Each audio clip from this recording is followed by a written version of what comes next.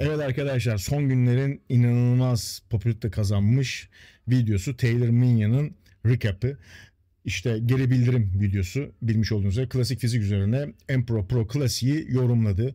Orada da Türkiye'den katılımcılığını sağladı. Aynı zamanda M-Pro Pro klasikte birinci olan klasik fizik bölümünde Mustafa Yıldız'ı eksiklerini beyan etti. Kendince görüşlerini beyan etti. Benim takipçilerim, danışanlarım, öğrencilerim, beni tanıyan birçok insan da özellikle bu video çıktığı dakikadan itibaren hocam şunun bir tercümesini yap, hocam şurada ne demek istiyor, bunu bir yorumla diyen çok fazla insan var. Ve bununla beraber de ben de bugün pazar günü bari dedim ki bari şu videoyu bir yorumlayayım. Yani evde istirahat ederken dedim ki bakayım bir video yapalım, hiç olmazsa takipçilerimiz de bundan faydalansın, izlemek isteyenler faydalansın. Evet arkadaşlar, ilk başta şunu anlamak lazım. Head judge dediğimiz kişi kimdir? Kural kitabını ezbere bilen, sahnede ışık, renk, simetri, estetik ve akış aynı anda değerlendirebilen, aynı zamanda sporcu psikolojisini bilen ve sistemi temsil eden, sistemin en sessiz ve en kritik yapı taşıdır arkadaşlar. Yani baktığınızda head judge dediğimiz şey IFPO Lig'de tamamıyla esasında kıstaslara böldüğümüz zaman bunlardan ibarettir.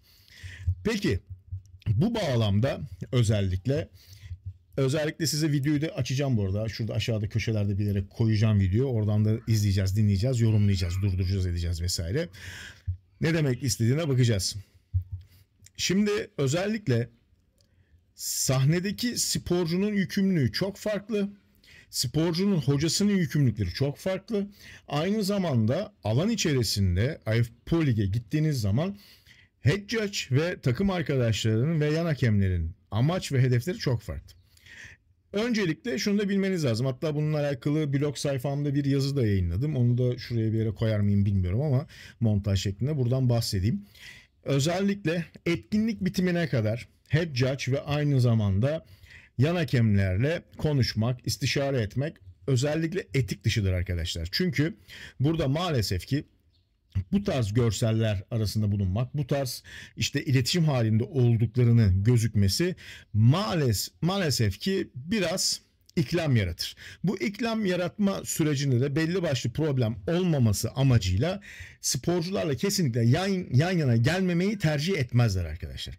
Onun için bu tarz feedbackler, yani geri bildirim demiş olduğumuz şey, günümüzün popüler sözcüğü feedbackler arkadaşlar, etkinlik bittikten sonra alan içerisinde ya hakemlerin beyan ettikleri yerde veyahut da hakemlerin yanına gidilerek sporcuların total hepsine veyahut da kısmi olarak sadece gelenlere geri bildirim yapıldığı bir süreç esasında. Peki bu geri bildirim nedir arkadaşlar? Özellikle bu geri bildirimdeki çıkış noktası ve sporcuların beklentileri nelerdir? Özellikle geri bildirimden birçok kişinin beklentisi şu: bir sihir duymak, bir sihirli cümle duymak. O sihirli cümlenin üzerine de vücutlarını inşa etmek. Ama maalesef ki bu kadar basit bir şey değil. Neden mi değil? Çünkü bir sporcunun hayatını ve kariyerini değiştirebilecek bir cümleyi bedavaya o noktadan alabileceğini düşünmek bir kere dünyanın en saçma sapan işi. Onu ilk başta söyleyeyim. Bir kere profesyonelce değil. Ki orada şunu tartmak lazım ilk başta. Oradaki Taylor Minyon baş hakem de olsa, ne kadar tecrübeli olursa olsun, yüzlerce insanı gözlemle böyle bakıyor sahnede. Bütün kategoriler, kadınları ve erkekleri, orada bütün kategorileri tek tek yorumluyor, not alıyor, yorumluyor, not alıyor. Kendi aralarında istişare ediyorlar ve sonunda beyin yanıyor. Yani infilak ediyor. Ve o noktada çok büyük karmaşa var esasında. Ve soyut olarak da, bakın soyut olarak da, temel olarak değil, soyut olarak da oradaki istişareler ve geri bildirimlerin hepsi iyi niyet üzerine. Yani oradaki hiçbir hakem sizi aşağılayamaz, sizi küçük göremez. Sizi bir sonraki etkinliğe, bir sonraki serüvene, o sürecin devamlılığını sağlayabilmeniz için bunun esas temel anlamdaki süreci şu: tamamen duygusal. Tamamıyla duygusal. Yani neden? Sen çünkü o süreci devam ettireceksin ki o komiteye para kazandırırsın. O para kazanma süreciyle beraber de senin varlığını sürekli gösterebilirsin. Esasında bu tamamıyla duygusal arkadaşlar. Ve bu süreç içerisinde belli başlı söylemler var, kritik. İşte bunların en önemlisi Evet, işte geçen seneden bu zamana kadar gelişim gösterdin mi? Evet, gösterdiğin zaten belli oluyor. Bunu ben de görüyorum, herkes görüyor. Bu sadece Mustafa Yıldız için geçerli değil. Birçok sporcu için bir önceki yılla şu anki yılını kıyasladığınız zaman bu Nihat Kaya için de geçerli. Ya ciddi farklar göz önünde bulunduruluyor ya da kısmi olarak baktığınız zaman bir gelişim söz konusu oluyor. Ve bu süreç içerisinde de işte sorun şuna bağlanıyor. Siz gidiyorsunuz, hocam nerem eksik? Hocam işte sonucum ne olabilir? Veyahut da hocam işte benim ne yapmam lazım? Sıralama neye göre belli oldu? Neden böyle oldu? Neden bu şekilde oldu? Gibi birçok orada karakterine, kişiliğine ve bakış açısına göre de birçok soru alıyor bu insanlar. Ve ona göre de spesifik belli başlı cümleler var. İşte o cümleler niyazında da orada Taylor Minion ya da Yan Hakem'in ufkunda, o günkü gününde esasında aklında ne varsa ona göre cümleler alıyorsunuz. Esas burada bilmeniz gereken şu. Bir kere şunu anlamanız lazım. Empro Klasik'te podyuma çıkıyorsunuz. Empro Klasik'teki çıkmış olduğunuz podyumdaki oraya çıkan podyumdaki sporculara göre yorumlanıyorsunuz.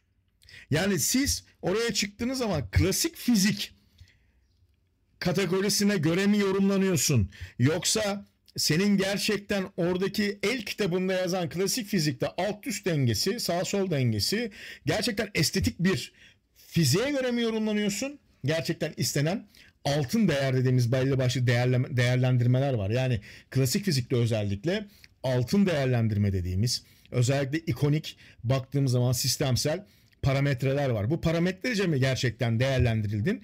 Yoksa ciddi anlamda orada senin sürecin o podyumdaki bütün o skaladaki kaç kişi? 13 kişi mi? 15 kişi mi? O 15 kişi içerisinde nasıl gözüktüğünle alakalı sana geri bildirim yapıyor. Yoksa adamın düşüncesi değil. Ha, şimdi bu 3 gün sonra Dubai Pro, ondan sonra Tempo Pro, ondan sonra Chicago Pro, ondan sonra Olimpiya gidecek. Olimpiyada da bak bu adam işte şimdi böyle yorumluyorum ya. İşte bu yorumun üzerine orayı kastetmiyor. Adamın yorumu o değil. Çünkü senin o yorumu alabileceğin yer gerçek feedback, yani geri bildirimi alacağın konum. O da ne? Sen orada kişiyle esasında feedback dediğimiz şey bizim alanda gidip hakemin yanına güzelce geri bildirim olarak sizden ben randevulaşmak istiyorum. Bu randevu neticesinde bir hafta sonra 10 gün sonra neredeyseniz evinize mi döneceksiniz, başka bir etkinliğe mi gideceksiniz, orada müsait bir anınızda hem baş başa göründüğümüz noktada ben o podyumda da olmayacağım için olumsuz algılanmayacağı için de odama davet etmek istiyorum. Şu spor salonuna davet etmek istiyorum. Şu alanda, şu banketin şu odasında şurayı tutarım ben. Orada görüşürüz, istişare ederiz. Orada yarım saat, 45 dakika, bir saatlik bir profesyonel bir görüşme esasında kişiden alabiliyor olmanız lazım. Yani bu randevuyu koparttıktan sonra ücreti mukabilinde ben uluslararası düzeyde olimpiyaya gitme yolunda olimpiyada top 10, top 5 skalasına klasik fizikte uyuyor muyum? Alt üst dengem buna müsait mi?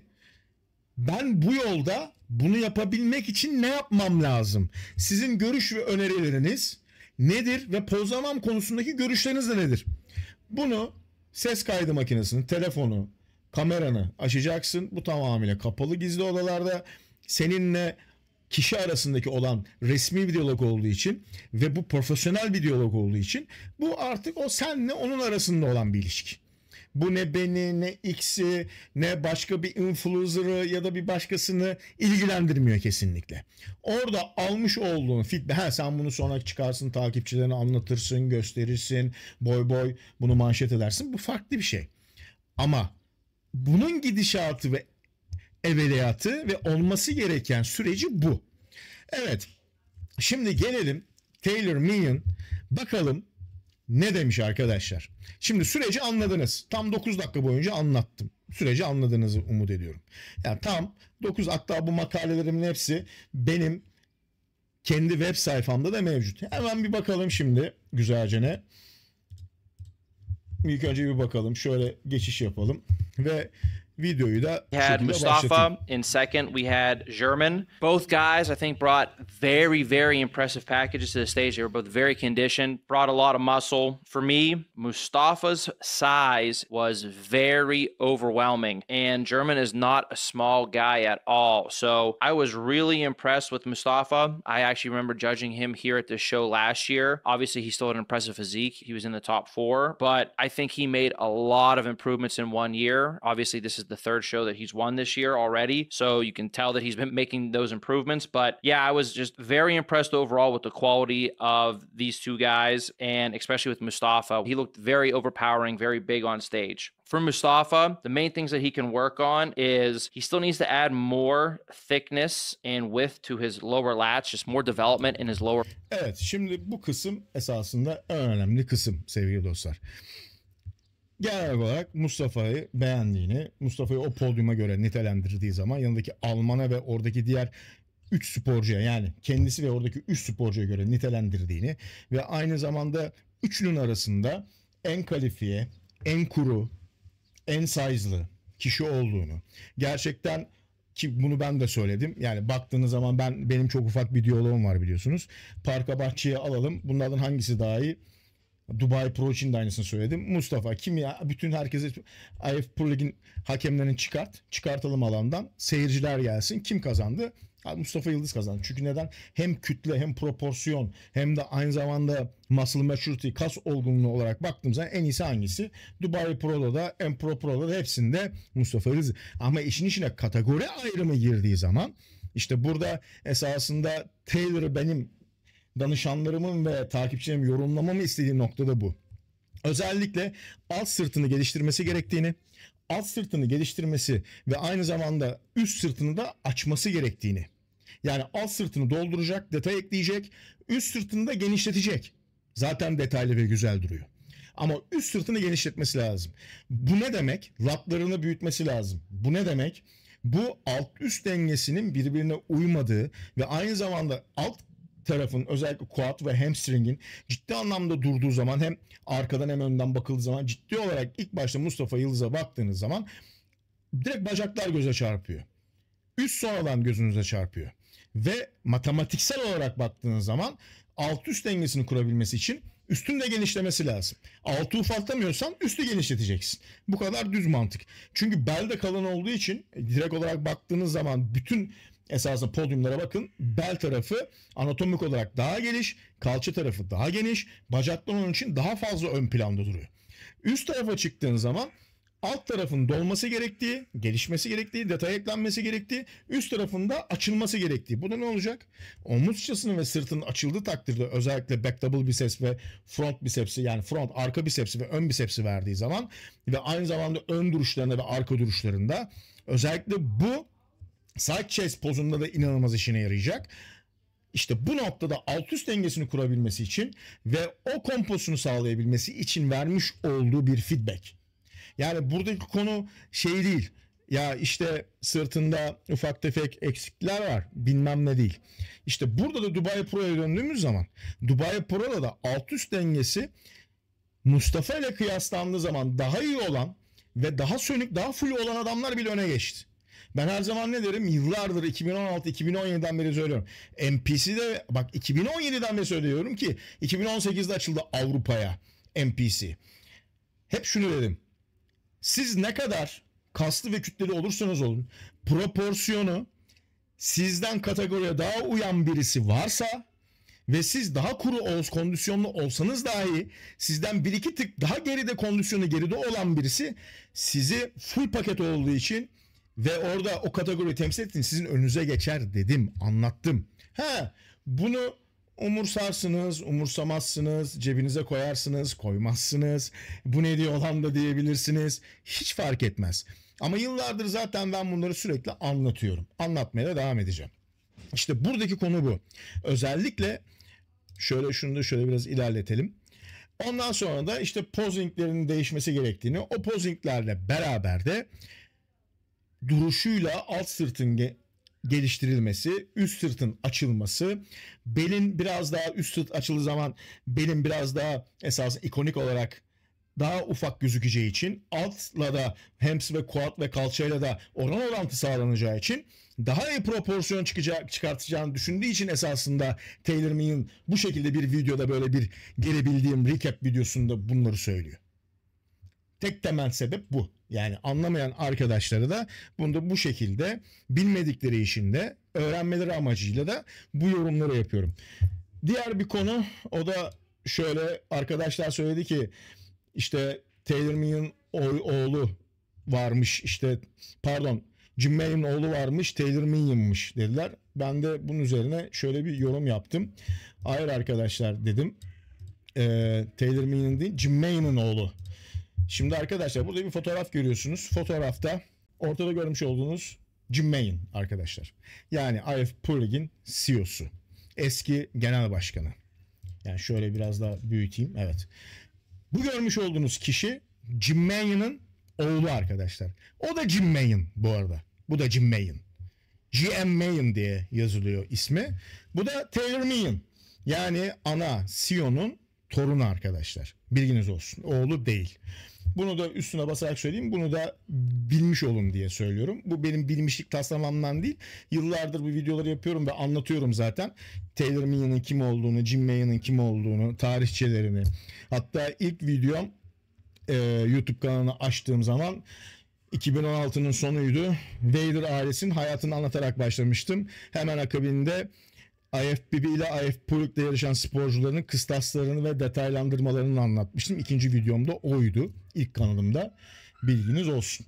Evet arkadaşlar, temel anlamda şunu da kaldıralım şuradan. Şu şekilde. Evet. Bu şekilde döneyim arkadaşlar. Ya, temel anlamda görmüş olduğunuz üzere sistem esasında bunlardan ibaret. Taylor Meehan'ın da videosunu yorumladığımız zaman temel ve sonuç olarak da ortaya çıkan görselde Mustafa Yıldız'ın alt üst dengesini koruyabilmesi ve gerçekten olimpiyada daha iyi bir derece alabilmesi için böyle bir öneride bulundu. Ama yine söylüyorum, çıkmış olduğunuz podyumda almış olduğunuz geri bildirimlerin hepsi o podyum için geçerli. Bir sonraki podyumu barındırmıyor. Yani siz farklı bir podyumda, örnek veriyorum tamamıyla. Siz şimdi Empro Pro Classic'te çıktınız. X kişisiniz. Ve sonrasında gittiniz Romanya Pro Fest'e çıktınız. Muscle Fest'e çıktınız. Muscle Fest'te de XX farklı kişiler geldi. Orada da geri plana düştünüz. Ama Empro Pro'da sizin geçmiş olduğunuz ve sizden daha yetersiz olarak gördüğünüz bir sporcu da sizin o yarışmada önünüze geçti. İşte bunun sebebi oradaki klasik fizik tonunda podyumu ağırlıklı olarak klasik fiziklerin doldurmasıyla alakalı. Siz podyumda hangi podyuma çıktıysanız ona göre yargılanırsınız. Genel itibariyle profesyonel ligin istemiş olduğu kategori ve kitapçıkta yazan kategori ve klasmana göre yararlanmazsınız. Çünkü genel itibariyle Avrupa'da ile Amerika'daki sistemin farklılığı şudur. Amerika'da podyuma çıktığınız zaman oran orantı olarak vereceğim, tamam, sayı ve rakam olarak vereceğim. Siz Amerika'da podyuma çıktığınız zaman Pittsburgh Pro, işte New York Pro, Chicago Pro, Pro da Pro. Bunlardan herhangi bir tanesine çıktığınız zaman, eğer klasik fizikle podyuma çıkıyorsanız, o çıkmış olduğunuz Pro Lig'de de klasik fizik bölümü varsa, oradaki klasik fiziğe gelen sporcuların hepsi yüzde olarak söylüyorum, %80'i klasik fizik intizamına, alt üst dengesine ve kategori uyumuna yatkındır. Avrupa'ya döndüğümüz zaman, Avrupa'da Empro Klasik gibi, Muscle Fest gibi yarışmalara çıktığınız, pro show'lara çıktığınız zaman maalesef ki, buna İngiltere'de dahil birçok yer dahil, maalesef ki klasik fizik edasında sporcu oranı %20, %30'dur. %80'i, %70'i karma sporcudur. Ve o 20'lik, 20-30'luk dilim gerçekten kas kütlesi, muscle maturity ve kuruluk bakımında yetersizse hep arka planda kalır. Bu sefer %70'lik olan kas kütlesi daha yoğun, kuruluktaki ön plana gelen sporcular tapta en iyi sıralamaya götürür. Bilmem anlatabildim mi? Çok net ve düz anlatmaya çalıştım ama umarım takipçilerim ve aynı zamanda danışanlarım bu videodan memnun kalmıştır diye umut ediyorum. Daha fazla uzatmayayım. 20 dakika oldu. Hadi dinlenin artık. Beni de 20 dakika zaten kaç kişi dinleyecek, o da ayrı bir konu. Hepinizi seviyorum. Görüşmek dileğiyle diyorum. Hoşçakalın.